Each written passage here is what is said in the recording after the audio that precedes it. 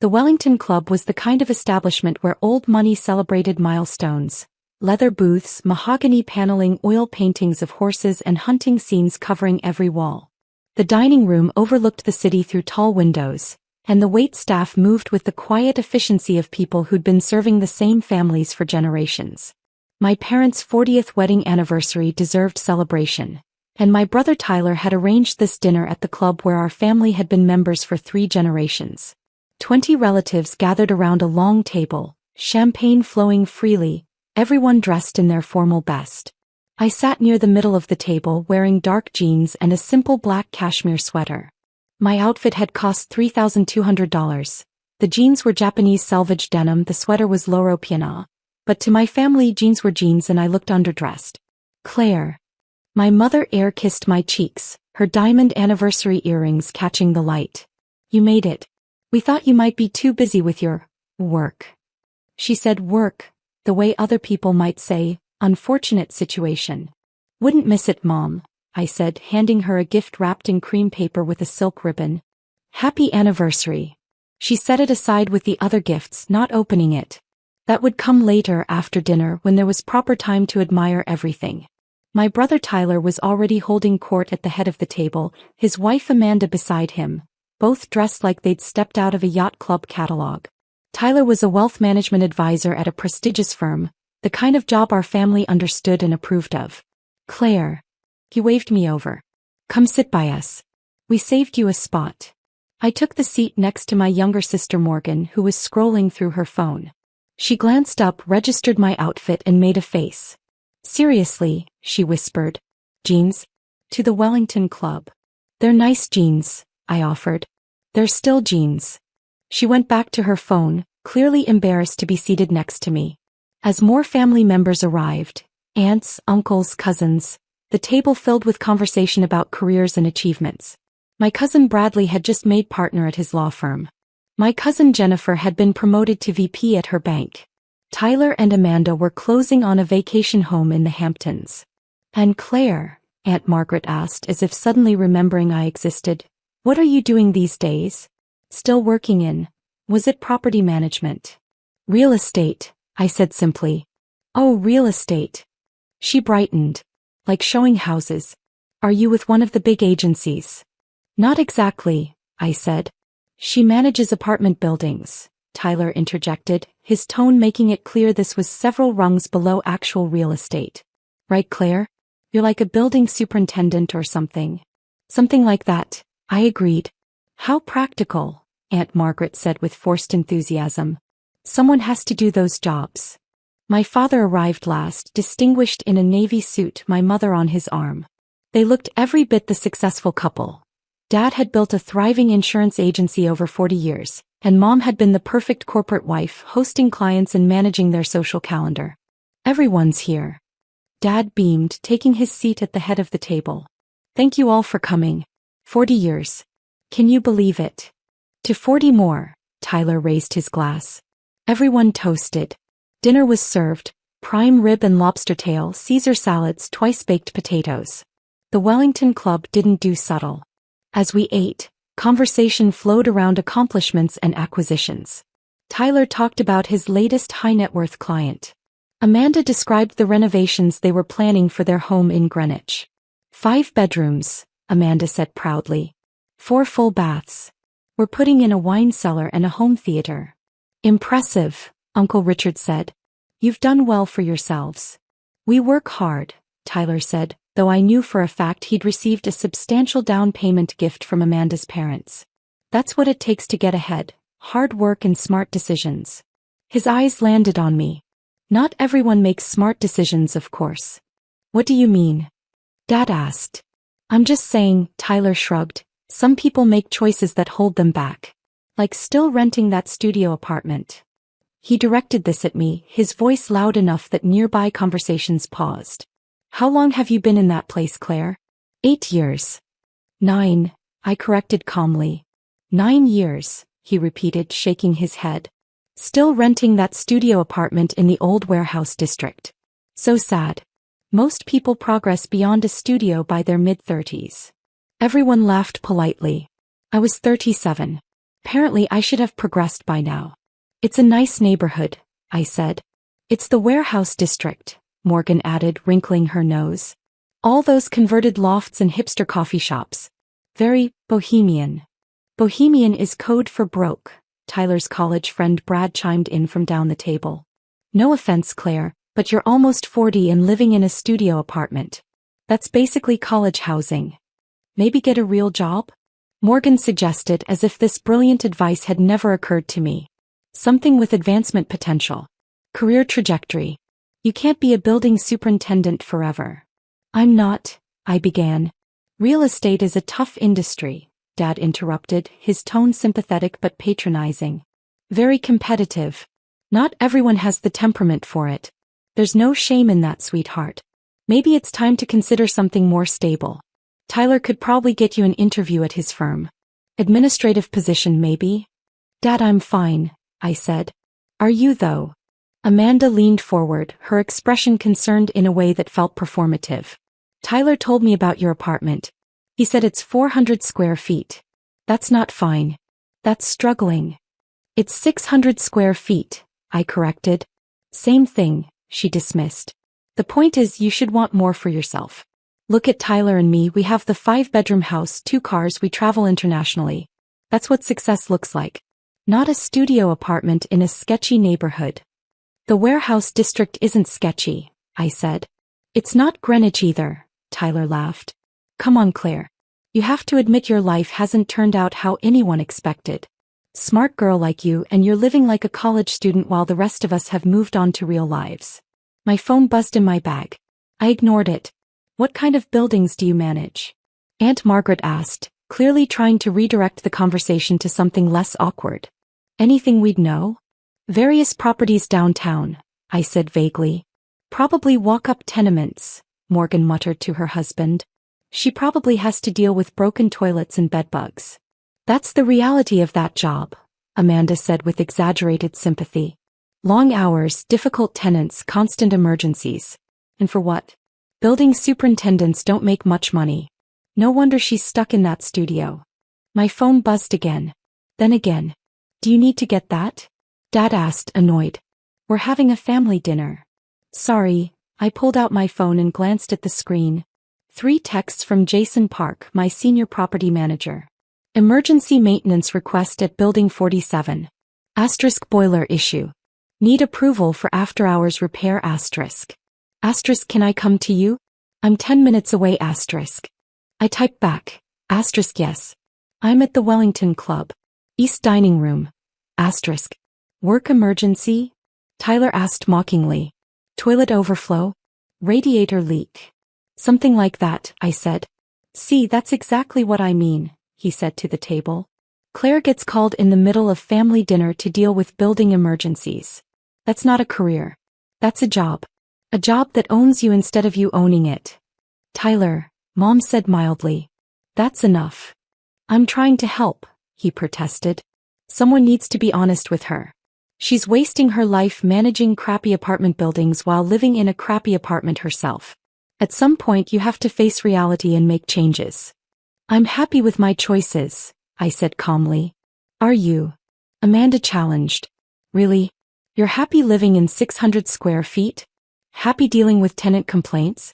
Happy watching all your siblings and cousins succeed while you just exist? Define success, I said. Success is obvious, Tyler gestured around the table. Bradley's a partner. Jennifer's a VP. I'm managing a portfolio worth $200 million. That's success. You're managing buildings and living in a studio. That's failure. The table had gone quiet. People were staring at their plates, uncomfortable with Tyler's bluntness but not disagreeing with his assessment. Actually, Uncle Richard said carefully, property management can be quite lucrative if you're managing high-end buildings. Are your properties upscale, Claire? Some of them, I said. But not where you live, Tyler pressed. Not your own building. Which tells us everything we need to know about your financial situation. The dining room doors opened and Jason Park entered. He was 43, impeccably dressed in a tailored suit, carrying a leather portfolio. He scanned the room, spotted me and walked directly to our table. Ms. Reynolds, he said, slightly breathless. I apologize for interrupting your family dinner. I tried to handle this remotely, but the boiler replacement at Building 47 requires your approval. It's going to cost $87,000 and you specified that anything over $50,000 needs your personal sign-off. The table went silent. Building 47, I said. That's the one on Park Avenue, right? Yes, ma'am, Jason confirmed, pulling out his tablet. Your tenants in Building 47 submitted several maintenance requests this week. The boiler is the urgent one, but there are also requests for the lobby renovation and the roof garden repairs. I have the estimates here if you want to review them. Tyler was staring at Jason with a confused expression. Building 47? Yes, sir, Jason said politely. One of Ms. Reynolds' properties. It's a 12-unit luxury building. Your family lives there if I'm not mistaken. Penthouse unit. I live there, Tyler said slowly. But I pay rent to the Harbison Management Company. That's us, Jason said. Harbison Property Management is Ms. Reynolds' company. We manage all 73 of her buildings. Your building is Building 47 in our portfolio. 73 buildings, Aunt Margaret whispered. Yes, ma'am, Jason said, turning to me. Should I approve the boiler replacement? The contractor can start tomorrow if we confirm tonight. Approve it, I said. Also approve the lobby renovation. Hold off on the roof garden until I can review the plans in person. Understood. Jason made notes on his tablet. Also, the acquisition team wants your approval on the Riverside Tower deal. They need an answer by Monday. Schedule a meeting for Monday morning, I said. I'll review the financials this weekend. Perfect. And one more thing. Your accountant called about the quarterly tax filing. They need confirmation on the corporate structure for the 3 new LLCs. Tell them I'll call tomorrow, I said. Will do. Jason smiled professionally. Again, my apologies for the interruption. Enjoy your family dinner, Ms. Reynolds. He left, his footsteps echoing in the suddenly silent dining room. My father's fork had clattered to his plate, the sound loud in the quiet. He was staring at me like he'd never seen me before. You own my building, Tyler said, his voice hollow. You own the building I live in. I do, I confirmed. And 72 others, Morgan added, her phone forgotten in her hand. 73 total, I corrected. Though the count fluctuates. We acquire and divest properties regularly depending on market conditions. Harbison Property Management, Uncle Richard said slowly. That's the company that manages half the luxury buildings in this city. That's you. I founded it 11 years ago, I said. Started with 2 buildings I purchased with money I'd saved working as a property manager for someone else. Learned the business from the ground up. Bought 2 more buildings with the rental income from the first 2. Then 4 more. Then 8. Exponential growth, all financed through cash flow and strategic borrowing. 73 buildings, Dad repeated as if saying it might make sense. Across 3 neighborhoods, I confirmed. Primarily luxury residential, but we also own 6 mixed-use buildings with commercial space on the ground floor. Total portfolio value is approximately $680 million. Annual net operating income is around $52 million. Amanda's wine glass tipped over, red wine spreading across the white tablecloth like blood. 52 million, she whispered. Per year. That's after operating expenses, property taxes, mortgage payments, and capital improvements, I said. My personal income varies depending on distributions, but last year I took home about $28 million. $28 million, Cousin Bradley said faintly. You made $28 million last year. It was a good year, I said. We sold 3 properties at significant profit and the rental market was strong. This year might be less. We're investing heavily in renovations and acquisitions. But yes, the business is profitable. Tyler looked like he might be sick. You're my landlord. I write a rent check every month to a company you own. You write a rent check to Harbison Management, I corrected. Which I own, yes. You're in one of our nicest buildings. That Park Avenue property has excellent amenities. Great location. You pay $8,500 per month, right? $8,500, he confirmed weakly. Which is actually below market rate, I said. We could charge $9,200 for that unit, but we prefer to keep stable long-term tenants. You've been there for what, 6 years? We value that consistency. You've been my landlord for 6 years, he said. And you never told me. You never asked what I did for a living, I pointed out. You assumed I was a building superintendent. I let you. But why? Mom asked, her voice thick with emotion. Why would you let us think you were struggling? Why not tell us? Because I wanted to see if anyone would be curious about my actual life, I said. If anyone would ask questions instead of making assumptions. If anyone would consider that maybe, just maybe, I knew what I was doing. You live in a studio apartment, Morgan protested. A studio? If you're worth hundreds of millions, why would you live like that? Because I don't need more space, I said simply. My apartment is in Building 12, one of my warehouse district conversions. It's 600 square feet of beautiful, efficient space. Exposed brick 12-foot ceilings, huge windows. I love it. The fact that it's a studio is irrelevant. But you could live anywhere, Amanda said. You could have a penthouse like ours. You could have a mansion. I could, I agreed. But I don't want those things.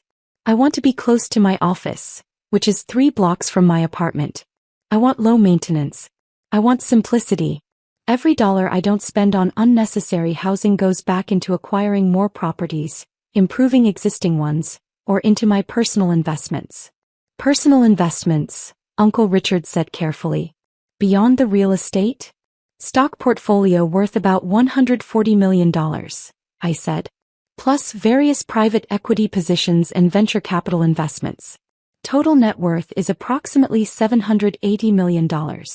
The silence that followed was absolute. Even the waiters had stopped moving, hovering at a respectful distance but clearly listening. You're worth $750 million, Dad said, his voice barely audible. My daughter is worth $750 million.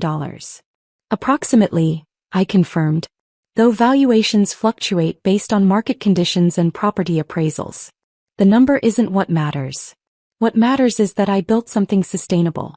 Something that provides housing for thousands of people while generating enough income to support myself and fund future growth. The studio apartment, Tyler said, still processing. You live in a studio apartment worth probably $400,000 when you're worth $780 million. My apartment is worth $520,000 actually, I said. Real estate values have increased significantly in that neighborhood. But yes, I choose to live modestly. It's a choice, Tyler. Not a limitation. The jeans, Morgan said suddenly, looking at my outfit with new eyes. Those aren't cheap jeans, are they? These are Momotaro, I said. Japanese raw denim, hand-dyed with natural indigo, aged for 3 years. They cost about $1,200. The sweater is Loro Piana cashmere, $2,000. My shoes are handmade Italian leather, $800. This cheap outfit cost more than most people spend on a week's wardrobe. I just don't advertise it. Why not? Amanda demanded. Why dress like that? Why live like that? If you have money, why not show it? Because showing money isn't the same as having money, I explained. I built this empire by being smart with capital, not by wasting it on status symbols. Every unnecessary dollar spent is a dollar not working for me. Every luxury purchase is an opportunity cost. Aunt Margaret had pulled out her phone and was searching frantically. Harbison Property Management. Oh my God. Articles in the real estate journals. One of the fastest-growing private real estate portfolios in the region. A model for sustainable luxury housing development. Claire, you're famous in the industry. I'm known, I corrected. I'm not famous. I keep a low profile deliberately. The properties speak for themselves. Building 47, Tyler said, still stuck on that fact. My building. You own my building. I do, I confirmed. Along with most of your neighbors' buildings. That entire block is mine actually. 8 buildings, all purchased over a 7-year period. Prime Park Avenue location, excellent tenant base, consistent cash flow. The Harbison, Cousin Jennifer breathed. My office building. That says Harbison Management in the lobby. Is that yours too? If it's the one on Madison Avenue, yes, I said. We acquired that 3 years ago. 23 floors, primarily Class A office space with retail on the ground level. Good asset. I work in your building, Jennifer said, dazed. I've been working in your building for 3 years. The waiter approached nervously. Excuse me, but is everything all right? We couldn't help but overhear. Ms. Reynolds, you own the Harbison building. I do, I confirmed. My brother works there, the waiter said, starstruck. He says it's the best managed building in the city. The management company is incredibly responsive, the maintenance is perfect, everything just works. You did that. My team did that, I said. I hire excellent people and empower them to maintain high standards. That's the key to success in property management, good people and clear expectations. The waiter backed away, clearly eager to tell his colleagues. Dad found his voice. Why didn't you tell me? I'm your father. I could have helped you. I could have. You would have tried to talk me out of it, I interrupted gently. Remember when I told you I was going to work as a property manager after college? You said it was beneath me. You said I should use my business degree for something respectable. You wanted me to go into finance or corporate management. That's because property management isn't. He stopped himself. I was going to say it isn't respectable. But clearly I was wrong. You weren't wrong about traditional property management, I said. But I wasn't planning to stay traditional. I was planning to learn the business from the inside, understand every aspect of operations and then build my own company. Which is exactly what I did. Starting with 2 buildings, Uncle Richard said. He was in commercial real estate himself and I could see him doing the math. To get to 73 buildings in 11 years, you'd need incredible leverage and timing. And discipline, I added. I didn't take a salary above $60,000 for the first 5 years. Lived in tiny apartments, drove used cars, wore cheap clothes. Every dollar went back into acquisitions. I'd buy buildings that were undervalued or mismanaged, improve them, raise the rent to market rate, use the increased cash flow to fund the next purchase. That's brilliant, he admitted. Conservative but aggressive. Cash flow positive at every step. Exactly. I never overleveraged. Never took on debt I couldn't service through rental income. Built slowly but steadily. By year 8, I had enough equity and cash flow that banks were competing to finance my deals. That's when growth accelerated. The Riverside Tower deal Jason mentioned, Dad said. What is that? A 42-story residential tower that's being sold by a developer who overextended himself, I explained. 280 units, all luxury. He needs to liquidate. We're negotiating a purchase price of $240 million, about 15% below market value because he needs a fast close. $240 million. Morgan repeated faintly. We'd finance $180 million through a commercial mortgage and pay $60 million cash, I continued. Property would generate about $22 million in net operating income annually. The debt service would be roughly $11 million, leaving $11 million in positive cash flow. Good asset, good terms, good opportunity. You're buying a $240 million building, Tyler said. With cash. With $60 million in cash and $180 million in financing, I corrected. That's how commercial real estate works. You use leverage strategically to increase returns while maintaining cash flow positive properties. Amanda was crying now, quiet tears streaming down her face. We've been so horrible to you. For years. Every family gathering we've talked about your sad little life and your studio apartment and how you needed to get serious about your career. And all along you owned the building we lived in. You didn't know, I said simply. You made assumptions based on visible markers. My apartment size, my clothes, my car. Those assumptions were wrong, but they were understandable. People equate visible wealth with success. But you could have corrected us, she protested.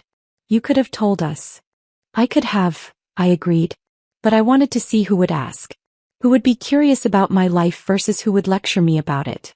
Who would trust that I knew what I was doing versus who would assume I was failing. And we all assumed you were failing, Dad said quietly. Every single one of us. You did, I confirmed. Because I live in a studio apartment and wear jeans to family dinners. Because I don't drive a luxury car or take exotic vacations or post about my success on social media. Because I choose not to perform wealth. Perform wealth, Uncle Richard repeated. That's an interesting phrase. That's what most people do, I said. They buy things to show others they're successful. Big houses, expensive cars, designer labels. They perform wealth to signal status. I don't need to signal anything. I know what I've built. That's enough. The restaurant manager appeared, looking nervous. Ms. Reynolds, I apologize for the interruption, but I couldn't help overhearing. You own the Harbison building. I do, I said.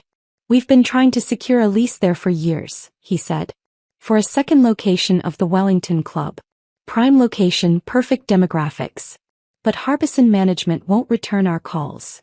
Because we don't lease to private clubs, I explained. Our commercial tenants are primarily professional services. Law firms, financial advisors, medical practices. We maintain a specific tenant mix to ensure building value and reputation. I understand, he said, disappointed but respectful. Well, your reputation is well-deserved. Everyone in commercial real estate speaks highly of Harbison management. After he left, Tyler spoke up. The rent I pay. The $8,500 per month. That goes to you. It goes to Harbison management, I said. Which pays operating expenses, property taxes, mortgage payments, staff salaries, and eventually distributes profit to me as the owner. Your rent is a tiny piece of a much larger operation. How much? He asked. How much of my rent actually becomes your profit? After all expenses, probably $2,000 per month, I estimated. The rest goes to running the building, maintaining it, improving it. Property management isn't a huge margin business. You make money through volume and appreciation, not individual unit profitability. So you've made what, $140,000 off me over 6 years? Roughly, yes. Plus the building has appreciated about $3 million since we bought it, so there's equity gain as well. But Tyler, this isn't about you. This is about building a portfolio of assets that work together to create value. I feel stupid, he said quietly. I've been bragging about my $200 million portfolio, which isn't even mine, it's my client's money I manage. And you actually own $680 million in assets. You're actually wealthy. I just manage other people's wealth. Your work matters too, I said gently. You help people manage their money wisely. That's valuable. Just different from what I do. But you're richer than all my clients combined, he said. I advise people with $10 million, $20 million portfolios. You have $780 million. You could be my client. You should be my client. I have my own financial advisors, I said. A team of them, actually. But Tyler, this isn't a competition. We both succeeded. Just in different ways. Dad stood up and walked around the table. He pulled me into a tight hug. I'm sorry, he said, his voice thick. I'm so sorry, sweetheart. I should have asked. Should have been curious. Should have trusted that you knew what you were doing. You taught me everything I know about business, I said honestly. Your insurance agency, the way you built it from nothing, the way you managed cash flow, the way you treated clients and employees. That was my business school. I just applied those lessons to real estate instead of insurance. And you built an empire, he said, pulling back to look at me. A real empire. While living in a studio apartment. While living exactly how I wanted to live, I corrected. That's the difference, Dad. I'm not denying myself anything. This is the life I chose. This is what makes me happy. Mom joined us, touching the cashmere sweater I wore. This is beautiful fabric. Thank you, I said. You always did have good taste, she said. Even when you were little, you knew quality from junk. I should have realized that your simple style was a choice, not a limitation. Most people don't make that distinction, I said. They see simple and assume poor. They see complicated and assume rich. Reality is usually the opposite. The dinner continued, but the energy had completely transformed. People asked real questions about my business, my strategy, my future plans. Tyler wanted to understand the financing structures. Uncle Richard wanted to discuss market trends. Cousin Bradley asked about legal entities and liability protection. For the first time in years, my family saw me. Really saw me. Not as the disappointing daughter in the studio apartment, but as someone who'd built something extraordinary while they were busy judging her wardrobe. As dessert was served, an elaborate anniversary cake with 40 candles, Jason texted me. *boiler contractor confirmed for tomorrow. Lobby renovation approved. Riverside Tower seller agreed to $235 million. You saved $5M. Asterisk. I smiled and put my phone away. Good news. Dad asked. I just saved $5 million on a property acquisition, I said. They accepted a lower offer than I expected. $5 million, Morgan breathed. You negotiate in millions like I negotiate in hundreds. It's all relative, I said. But yes, we're buying Riverside Tower. That'll bring our portfolio to 74 buildings. 96 if the other deals in pipeline close. 96 buildings, Tyler said. You're going to own 96 buildings. Approximately, I confirmed. Though I prefer to think of it as providing housing for about 8,000 people. That's what this business really is. Not accumulating properties but creating homes. As the party wound down and family members prepared to leave, several of them approached me privately. Claire, Amanda said quietly, I owe you an apology. I've been condescending and cruel. I thought I understood success but I was just performing it. You actually achieved it. We both achieved it, I said. Just differently. No, she insisted. Tyler and I have the big house and the fancy cars but we're leveraged to our eyeballs. We have $40,000 in credit card debt. Our success is mostly borrowed. Yours is real. Then work on making yours real too, I suggested. Pay down the debt. Build equity. Stop performing wealth and start building it. Morgan hugged me fiercely. I'm sorry. For everything. For being embarrassed to sit next to you. For thinking you were failing. For never asking about your life. Ask now, I said. Be curious now. That's all I ever wanted. As I left the Wellington Club that evening walking toward my car, a 7-year-old Volvo that ran perfectly well, my phone buzzed with a text from Tyler. Asterisk I looked up Building 12. Your studio. It's not some dump in a sketchy neighborhood. It's a $520,000 luxury loft in a converted chocolate factory. And the whole building is yours. You're not living in a studio. You're living in a palace that happens to be efficient. Asterisk. I smiled and typed back. Now you're starting to understand. That night, back in my 600-square-foot apartment with its exposed brick walls and soaring ceilings, I stood at my windows looking out at the city. Scattered across those streets were 73 buildings, soon to be 96, that bore my company's name. 8,000 people called my properties home. Hundreds of employees worked for my company. A $680 million empire built one careful decision at a time. All while my family thought I was a building superintendent living in a dump. The irony wasn't lost on me. But neither was the lesson, that true wealth is quiet. That real success doesn't need to announce itself. That the most powerful people are often the ones you'd never notice in a crowd. I'd built an empire while wearing jeans.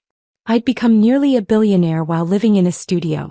I'd owned my brother's building while he pitted me for renting mine.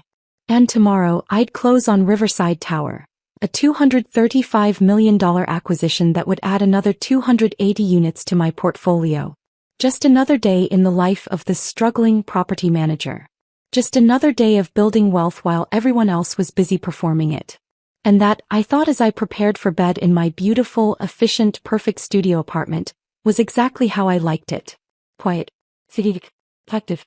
The way all real empires are built.